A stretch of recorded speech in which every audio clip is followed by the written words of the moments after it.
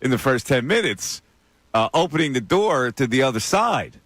That, all is not lost with this football season. Let's face it, they're 2-2. They got 4 bops coming up, really. They could be 6-2 after that. But people just are kind of dug in because so far on the line, we've got people that just want to go to the other side. They're just frustrated beyond belief at a team that's 2-2. And they've been watching the Eagles for a really long time. So I respect their opinion that they're not seeing anything positive. Even though I'm yearning for the other side of it.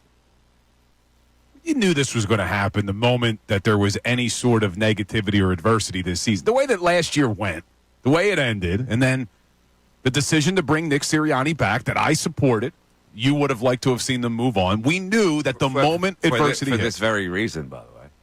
That's why I didn't want to see him back, for this very reason.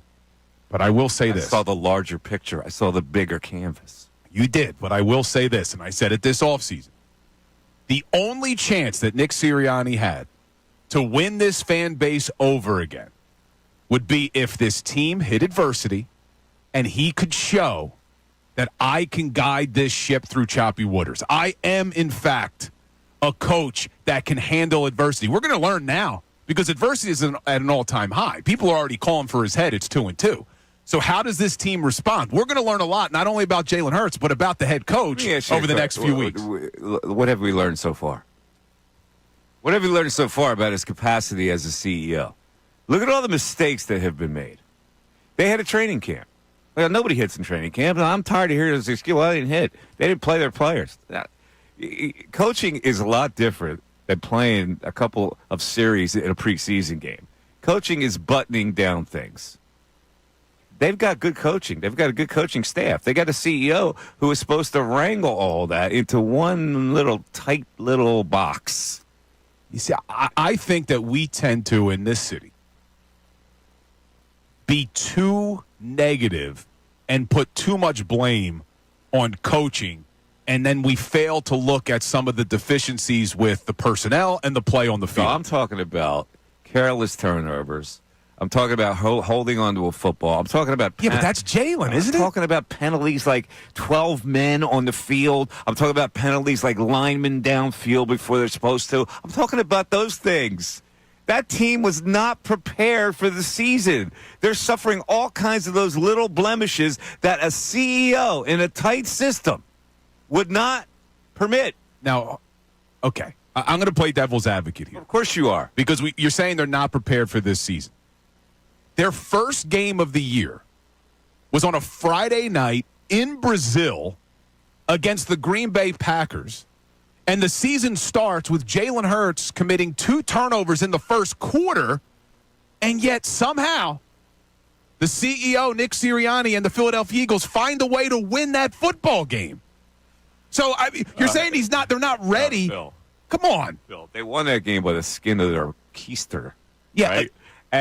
But let's look at now the games, the subsequent games. What are you seeing that would indicate that this head coach has control of this team?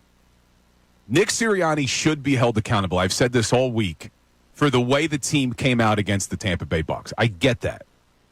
But if I am ranking who I'm more concerned about in this whole situation, I have at a tie at number 1.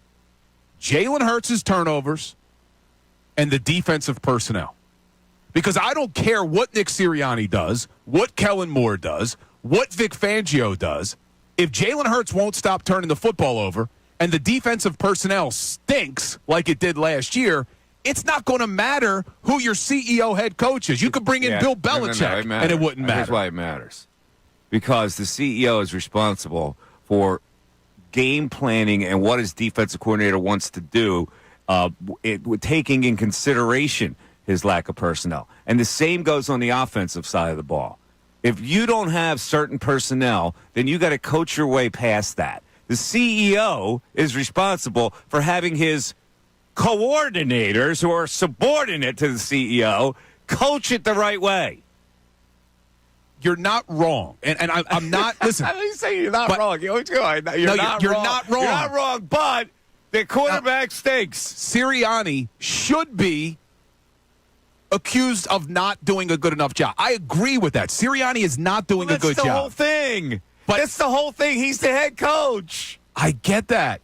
But I keep going back to this. I've said it all week. If you fired Nick Sirianni right now, is this team I'm not firing better? him. You're taking it. You can't fire him. I understand that you can't fire him. I'm not asking them to fire him. I'm saying he's not doing his job properly. And that goes on the people that hired him and the people that decided to come back with him. All right, Jalen Hurts' turnovers. Are those Nick Sirianni's fault?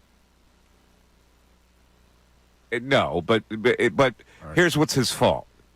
His quarterback has to be more disciplined. He hired a coordinator who was supposed to make him more disciplined. He was supposed to hire a coordinator and make it easy on him with pre-snap motion and all of that stuff. So what is he doing? Has he got his finger up his nose while Kellen Moore hasn't prepared the quarterback to be disciplined enough? It's all under the CEO. All right, so that's the quarterback. Now let's jump over to the defense. Should we blame Nick Sirianni that Bryce Huff was a massive swing and miss by Howie Roseman? Should we blame Nick Sirianni for the fact that Nolan Smith was a first-round draft pick last year and is terrible? These are the people they've decided to go to war with. And it is up to the coaching staff to say, okay, he lacks this, so we got to do this. And you can't be a hardhead like Vic Fangio and bail out on two guys that were supposed to come here and help for various reasons. You can't bail out and say, no, we're not going to apply those guys. The CEO's got to go, Vic, we got these guys for a reason. You got to find a way to work it with them. That's the CEO's responsibility. So you want Sirianni to make chicken salad out of chicken scratch, what we talked about yesterday. You can't let these things just go and not blame the CEO. Those guys should not have autonomy. So you and I are in agreement here that the CEO coach should be blamed. I'm just looking at if we had a pie here and we're taking pieces of the pie to dish out responsibility, sure, the CEO needs to be blamed. Absolutely. Sirianni's not doing a good enough job, but he's not the sole issue. What happens in business when a business goes down and the CEO has not cultivated his staff well enough, whether he's got a bad manager, whether he's got this or that? Who gets the heat? The CEO gets fired. He does. Maybe unfairly, but he gets fired because he's responsible and he's making the most money to orchestrate the whole business plan. But there's a big difference between a CEO of a business and a CEO head coach. The CEO head coach, as Bill Parcells said, isn't picking out the groceries. Howie Roseman's picking out the groceries. The CEOs of a business is not picking out the groceries either. Lower level management people are picking out the groceries. Lower level. Howie Roseman's not lower level. Howie Roseman put this defense together, and I want to do an exercise with you later on in the show where we look at all the defensive players and you tell me who you feel good about. Okay. I don't feel good about a lot of them. I'm saying a defensive coordinator who doesn't feel good about a lot of them has got to figure out a way to make them effective.